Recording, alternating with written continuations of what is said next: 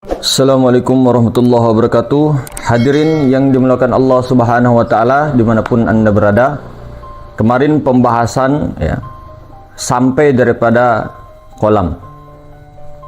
Jadi kolam di sini ketika diartikan secara perkataan ataupun pembicaraan kalam, maka itu menunjuk ataupun merujuk kepada hakikat Nur Muhammad sallallahu alaihi wasallam atau Nur Ahmad Rasulullah.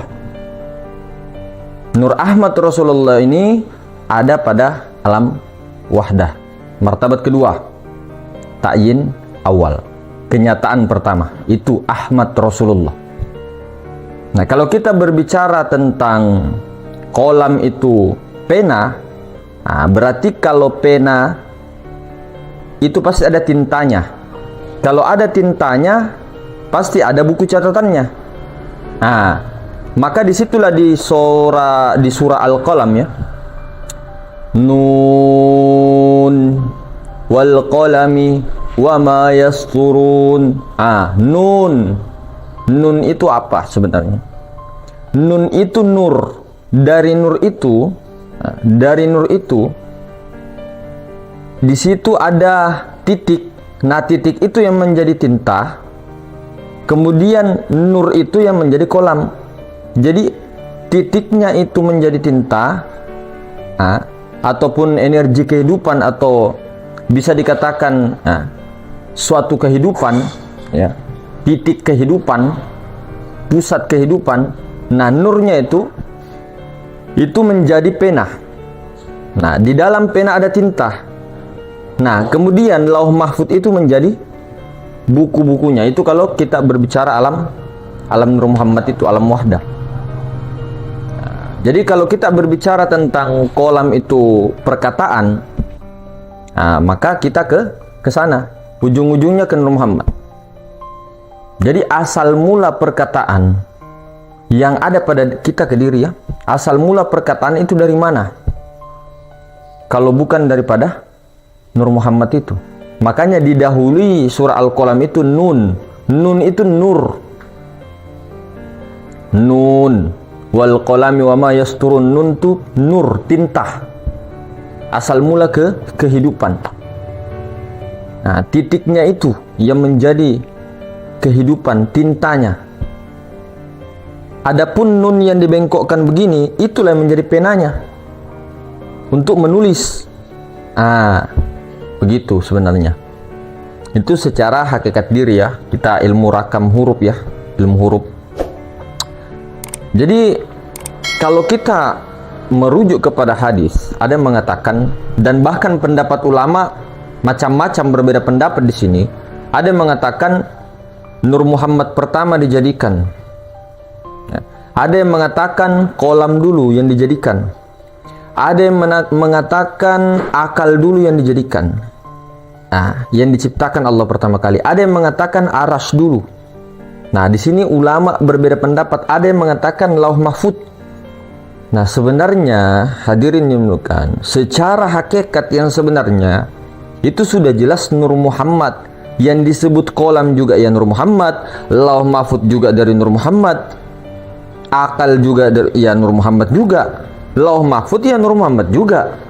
Cuma induknya itu adalah Ahmad Rasulullah, sebagaimana dalam hadisnya Nabi sallallahu alaihi wasallam bahwa nur nabimu itu, wahai Jabir, itu daripada nur zatullah. Jadi Nur Muhammad, Nur Rasulullah atau Nur Ahmad, itu daripada nur ilahi. Nur Muhammad itu dari nur ilahi. Nur ilahi itu alam ahadiyah, martabat latain.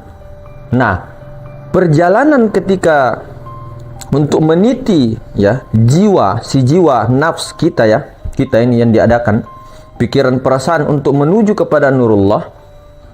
Untuk menuju kepada nurullah harus mengkoneksikan diri Nur Muhammad ke Nur Muhammad itu. Tidak bisa kalau tidak terhubung dulu ke Nur Muhammad, karena Nur Muhammad yang itu menjadi penghubung antara nur ilahi, nur zat mutlak, ruh kudus. Jadi pikiran, kalau kita tarik ke diri, pikiran dengan perasaan ini harus ditempatkan dulu kepada Nur Muhammad. Nur Muhammad itulah yang membawa kepada Nurullah, Nur Ilahi. Nur Ilahi itu apa? Zat mutlak, maha suci, ahadiyah, maha ruang. Tapi Nur Ilahi bukan sebenar-benarnya Tuhan, bukan sebenar-benarnya aku itu, bukan. Tapi tidak ada lain. Namun Nur Ilahi itu esa, tunggal dengan Tuhan. Cuma jangan cari Tuhan, jangan cari aku. Nggak usah cari Tuhan, karena kenapa? Sampai kapanpun tidak akan bisa dijelaskan tentang Tuhan itu. Karena ketika dijelaskan, ketika dipikir-pikir, ketika dirasa-rasa, itu bukan Tuhan. Jadi makanya puncak terakhir daripada ma'rifat itu ada di ma'rifatuz zat. Tauhid puncaknya itu adalah tauhid zat. Tidak ada itu ma'rifat mengenal Rabbul Izzat, itu tidak ada. Rabbul Izzat itu di luar martabat, di luar jangkauan, tidak bisa. Hanya Tuhan, sebenar-benarnya Tuhan sendiri yang mengenali dirinya. Kita kan bukan Tuhan. Kita kan mengaku saja diri sebenar-benar diri kita itu Tuhan. Wah, diri yang mana dulu? Kalau dirinya Tuhan, oke lah. Oke, sip. Diri sebenar-benar diri itu Allah Ta'ala. Oke, tapi dirinya, diri Allah, bukan kita. Tiba-tiba yang diadakan nafsu dan perasaan, jiwa dan perasaan, tiba-tiba mengaku. Ini yang menjadi bahaya. Ini yang bahaya. Dalam akidah tidak boleh begitu. Dalam ma'rifat, hakikat secara mutlak, memang kita itu tidak ada. Tapi diadakan sekarang ini, nah ini kita bicara syariat. Secara syariat diadakan, itulah yang pikiran dengan perasaan. Kapan diadakannya nafsu itu? Kapan adanya nafsu? Itu waktu di air mani. Waktu di air mani itu. Di situ ada sudah ruh ruhani, ruh nabati, roh hewani. Di situ ada sudah. Cuma si jiwa itu ya, baru bisa terkonek pikiran perasaannya ketika dia mau menjalan balik. Ataupun bisa terhubung dengan sempurna ketika Nur Ilahi dimasukkan kepada jasmani. Nur Ilahi, Ruh Kudus, zat mutlak itu masuk kepada jasad, memenuhi ruang kosong dari ujung rambut sampai ujung kaki, itu zat mutlak, berkedudukan di pusar. Paham? Nah, disitulah terjadi Nur Ilahi dengan jasad. Di situ ada timbul jiwa. Nah, di situ. Nah, ini yang naik turun ini Nur Muhammad. Naik turun nafas ini. Nyawa ini yang kempas-kempis ini Nur Muhammad. Tapi di balik Nur Muhammad itu ada Nur Ilahi. Yang mana Nur Ilahi? Dari ujung rambut sampai ujung kaki kosong meliputi full. Itu Nur Ilahi. Dan bukan hanya di dalam, tapi dia di luar. Ini Nur Ilahi, bukan Tuhan, bukan aku, bukan akunya yang sejati. Yang kosong itu bukan Tuhan. Yang titik alif, kosong titik alif, itu bukan Tuhan, itu Nur Tuhan. Kemarin kan sudah dibahas bahwa kita itu tidak pernah membahas yang aslinya, tidak akan pernah bisa. Yang dikenal itu, yang dimusyahadahkan itu, yang difanakkan diri ke situ hanya Maha Suci, Maha Ruang. Di atas itu tidak bisa lagi disebut. Ketika disebut batal, semuanya batal. Sedangkan Maha Ruang itu saja ya, yang bernama Allah ya, yang bernama Allah itu, yang punya, yang ismu zat Nur Ilahi itu tidak bisa dirasa-rasa. Yang bisa dirasa itu jasmani, toh. Nur Muhammad, nafas itu bisa dirasa ya, ini. Kerasa ndak? Nah, Nur Muhammad, bukan angin ya. Angin ya jelas. Nafas, nih. Ini kerasa. Itu Nur Muhammad. Kalau rasa manis, asin, gurih itu yang merasa siapa? Yang merasakan siapa? Jiwa. Jiwa diberi rasa oleh Nur Muhammad. Oke? Nah, Nur Muhammad ini diberikan semuanya oleh Nur Ilahi. yang bernama Allah itu, ismu zat yang bernama Allah. Tapi jangan katakan bahwa itu yang sebenarnya, bukan. Tapi tidak ada lain, karena esa dengan Tuhannya itu sendiri, nur ilahi. Jadi apapun yang dibahas semua orang di seluruh muka bumi itu bukan Tuhan. Bukan. Itu semua nurnya. Apapun yang diceritakan, bahasa apapun, diumpamakan apapun, itu tidak bisa dicerita. Jadi kalau sudah sampai mengenal maha ruang, kosong, stop di situ. Stop di situ baru berdiam. Kalau sudah paham, oh iya, tidak lain lah, dia juga. Begitu ceritanya. Tapi apa namanya? Jangan pernah mengatakan itu yang sebenarnya, enggak. Di baliknya ada lagi aku. Aku itu yang bukan sesuatu yang tidak bisa betul-betul disebut. Tidak bisa di pikiran, di perasaan, apapun itu tidak bisa. Mau indra ke 8, ke 9, 10 tidak bisa. Tidak akan bisa. Terus apa dilakukan di situ, Mas? Dikatakan sampai itu bagaimana? Sampai ke maharuan, dan setelah itu diam sediam-diamnya, jangan berpikir, jangan merasa, jangan apa-apa. Di situ ngeblank. Bukan ngeblank tiba-tiba pingsan, mimpi di tempat, enggak. Artinya tidak ada lagi pengakuan di situ. Jiwa telah kembali ke tempat ketenangan itu, ke segala sesuatu, ke maha segala sesuatu itu. Dia telah kembali ke maha suci. Jiwanya, pikiran, perasaan tidak boleh berpikir lagi di situ. Sayakah Tuhan? Atau lagi mengaku-ngaku? Tidak usah mengaku-ngaku. Diam saja, karena puncak makrifat, ya, puncak makrifat itu adalah tidak tahu. Puncak makrifat adalah mati. Puncak makrifat adalah diam sediam-diamnya. Cukup pandang maha suci yang ada di luar dan ada di dalam, dan yang memandang pun maha suci.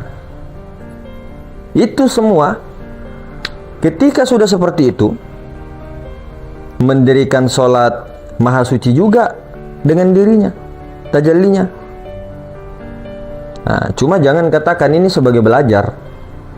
Yang berhaji, yang berjalan semua, ya dirinya, af'alnya. Zat mendatangkan sifat asma ke af'al, nyata kepada af'alnya itu.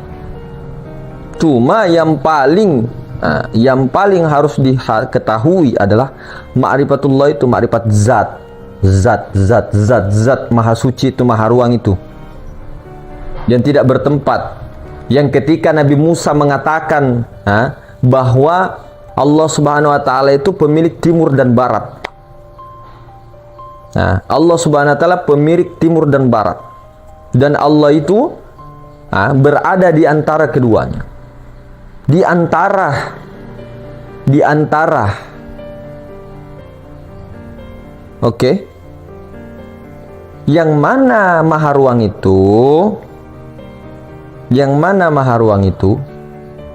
Yang mana?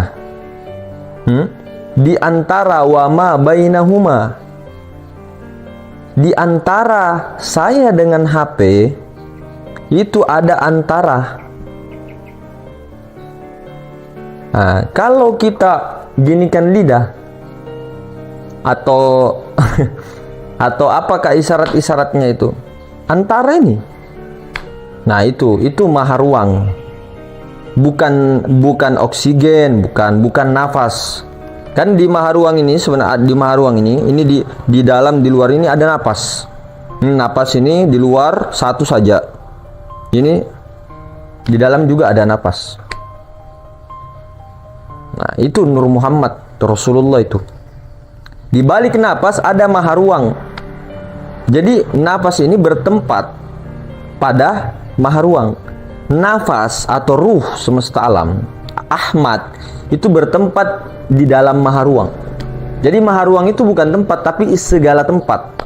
Nah, di balik sang maha ruang, di balik maha suci, di balik zat mutlak, di balik latayin, di balik kosong itu ada aku yang tidak bisa disebut.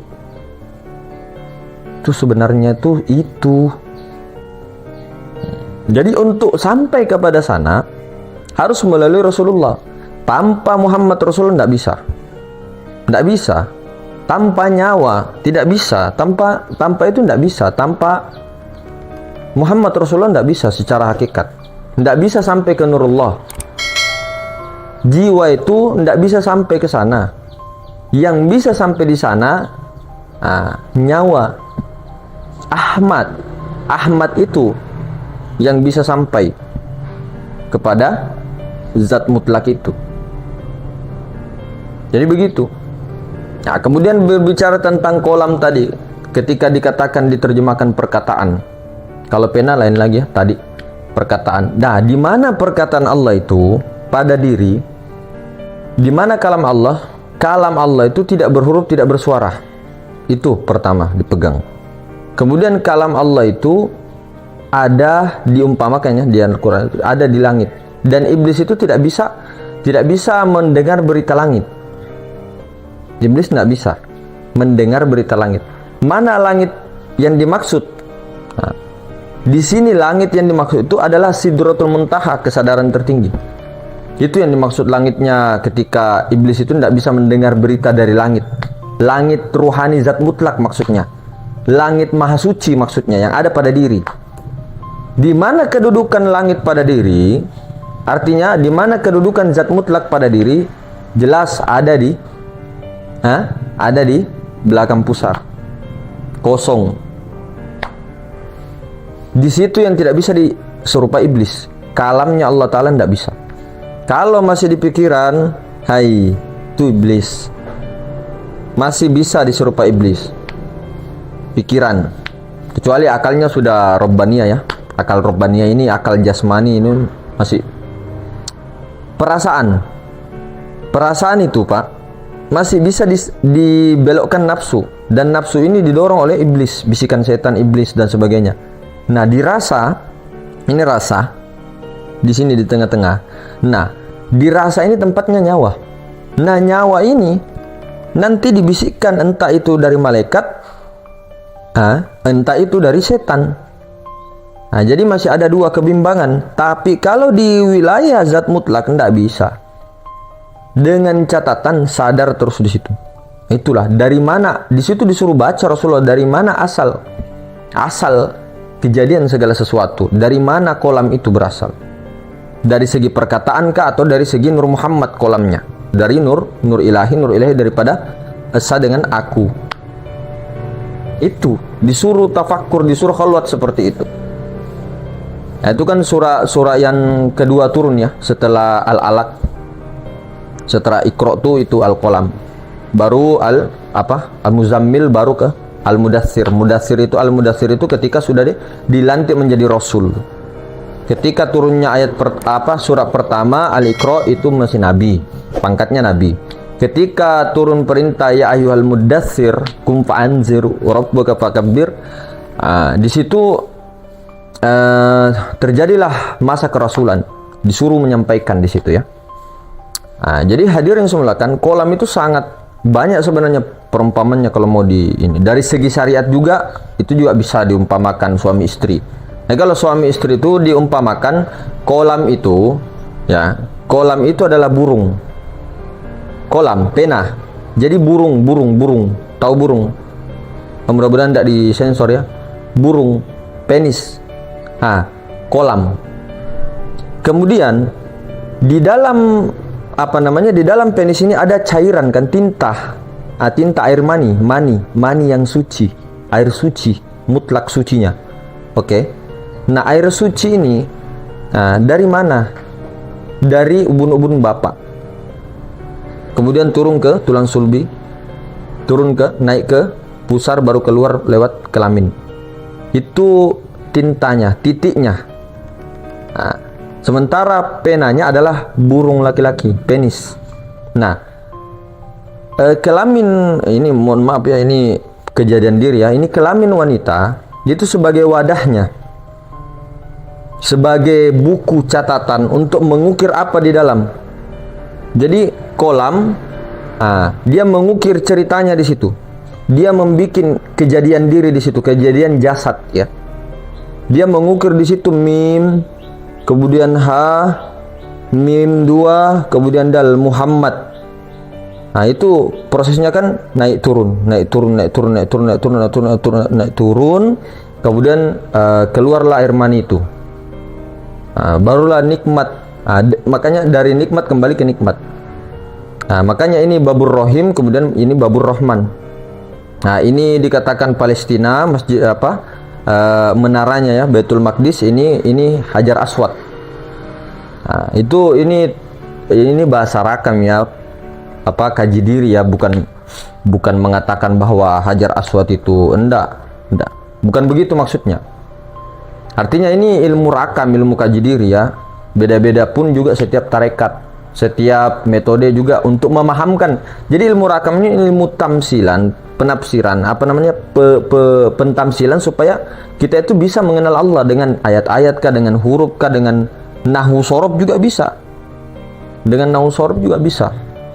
Dengan perumpamaan alam semesta kah diumpamakan. Itu untuk mengenal Allah, itu gunanya ilmu rakam tuh di situ. Nah, rakam-rakamnya itu jangan kita fanatik di situ. Artinya kalau saya punya rakam, guru-guru kita punya rakam, punya kitab rakam, jangan saling menyalahkan. Oh enggak, menurut kitab saya begini, itu salah, enggak. Jadi kita itu belajar ma'rifat, belajar ilmu ma'rifat. Nah, itu untuk diri kita ya. Untuk rahasia kita saja. Jangan boleh kita menyebarkan di orang. Cuma ilmunya ya. Boleh, cuma jangan sampai kita itu belajar ma'rifat, misal kita paham di sini, kemudian ada yang tidak sepaham dengan kita, lalu kita kafir-kafirkan mereka, bid'ah-bid'ahkan mereka, syirik-syirikkan mereka. Tidak boleh. Jangan kayak begitu. Itu nanti seperti ini. Seperti ajaran-ajaran khawarij. Apa-apa orang tidak suci, ketemu saya langsung harus wudhu dulu. Pergi di rumah saya harus dibersihkan dulu, najis mereka. Wah, jangan begitu. Jangan. Rasulullah tidak pernah mengajar begitu. Sahabat, tabi'in tidak pernah begitu. Mau ikut siapa? Tidak usah kafir-kafirkan orang, tunjuk saja diri sendiri. Jadi ketika mau marah-marah, bercermin seperti saya ini, marah-marahi, caci maki itu diri nafsu itu yang dicaci maki. Nah, nanti ketika sudah betul-betul tahap di mana fana, kemudian fananya itu mau diikhtiarkan ya secara syariat, secara hakikatnya Allah Ta'ala, rahmat Allah juga untuk sampai ke bako, diikhtiarkan terus. Nah, di situ jangan ada lagi pengakuan bahwa kita ini tidak bisa apa-apa, yang bisa Allah.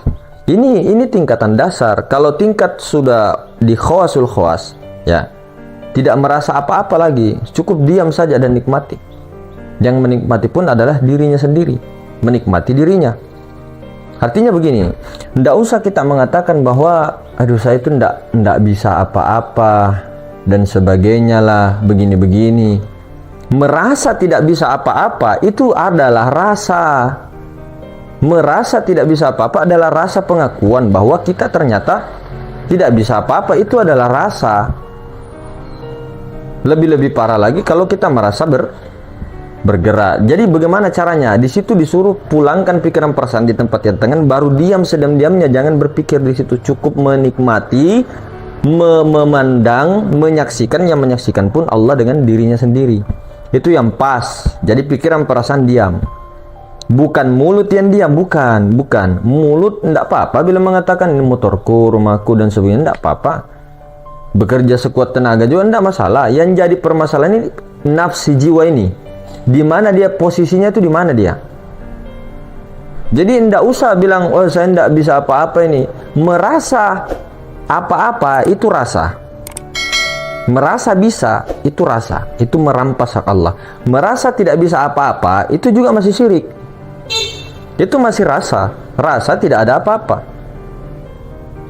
Merasa saya ini tidak bisa apa-apa. Padahal ketika sudah belajar ma'rifat, menghilangkan wujudu kezambun, tidak ada lagi wujud selain daripada Allah.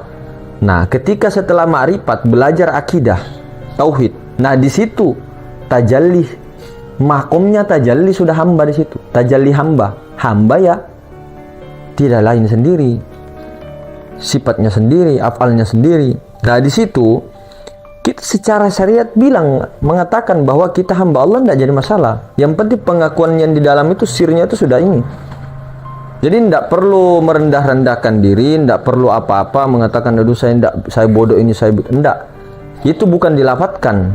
cukup ditekankan dari apa namanya, si itu pikiran perasaan dikembalikan ke nur ilahi itu maha ruang. Kalau sudah kembali, diam saja, ndak usah ini-inikan, terlalu sok tawadu dan sebagainya, ndak usah. Bukan seperti itu sebenarnya. Nah, jadi pahami di situ. Jadi jangan sampai terjadi seperti itu. Allah itu tidak bisa dirasa-rasa. Semua Allah itu tidak bisa dirasa-rasa. Allah itu bukan materi, bukan non materi. Kalau materi itu kan terpaut dengan lima indera ya.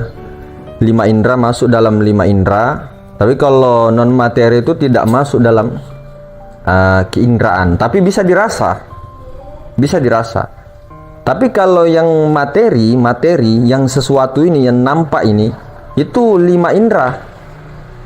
Tapi kalau non materi seperti hantu, energi, itu bisa dirasa pakai indera keenam. Nah, tapi yang dikatakan zat yang maha suci, nah, itu bukan materi, bukan non materi, bukan materi, bukan imateri, karena bukan sesuatu. Tapi bisa disaksikan, yang menyaksikan adalah dirinya sendiri, melihat dengan dirinya sendiri. Itu Allah. Harus menyaksikan, harus fana ke situ, harus fana kepada yang bukan sesuatu itu. Nah, jadi kalau sudah fana di situ, tajalli sudah. Allah yang tajalli, Allah yang kuasa di situ karena sudah tajalli. Jadi kalau sudah mematikan diri, jangan dimati-matikan lagi, hidup. Kalau sudah matikan diri, yang hidup berarti Allah. Kalau sudah mengakui diri tidak ada, yang ada berarti Allah. Oke? Adanya Allah bukan sesuatu. Makanya itu besok dibahas di tauhid lagi, akidah kan. Kalau ini bab ma'rifat dulu. Mengenai tadi turunnya ayat yang apa, surah yang kedua tadi, Al-Qalam. Nah, jadi ini memang perlu dihayati betul-betul, disadari betul-betul. Jadi minimal ini ilmunya dulu, ilmu ma'rifat dulu. Nah, prakteknya itu di musyahadah, amal ma'rifat, seperti yang kita bahas kemarin. Jadi minimal tahu dulu yang mana yang laisa kamitsli syai', yang mana Allah itu, yang mana Allah itu. Itulah zat, ismu zat, mana sifatnya, mana asmanya, mana af'alnya.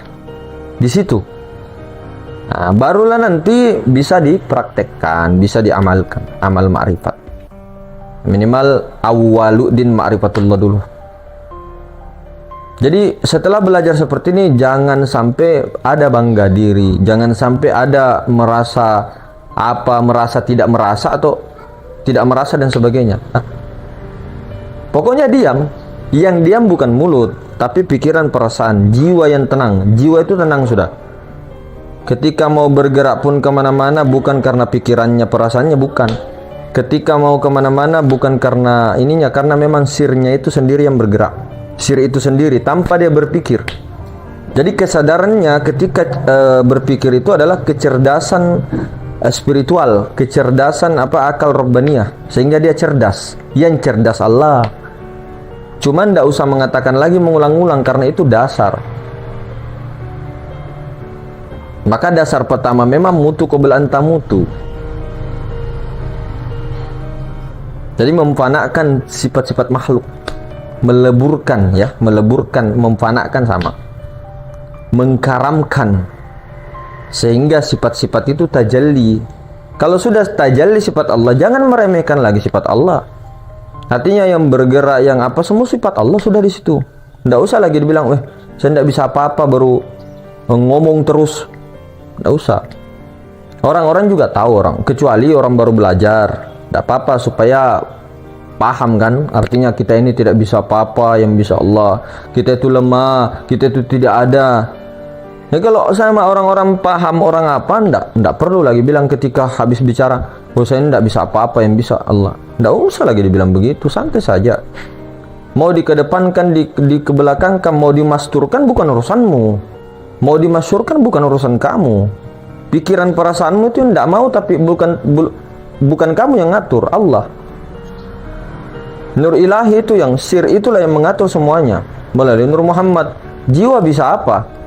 Jiwa itu kan prasangka saja yang kemana-mana, angan-angan yang terbang kemana-mana. Nah, jiwa ini yang biasa dicuri oleh setan itu sendiri, pikiran sendiri. Itulah setan yang terkutuk. Nah, kita ini di wilayahnya jiwa terus, Pak. Di jiwa, pikiran, perasaan. Itu. Padahal itu yang mau difanakan itu.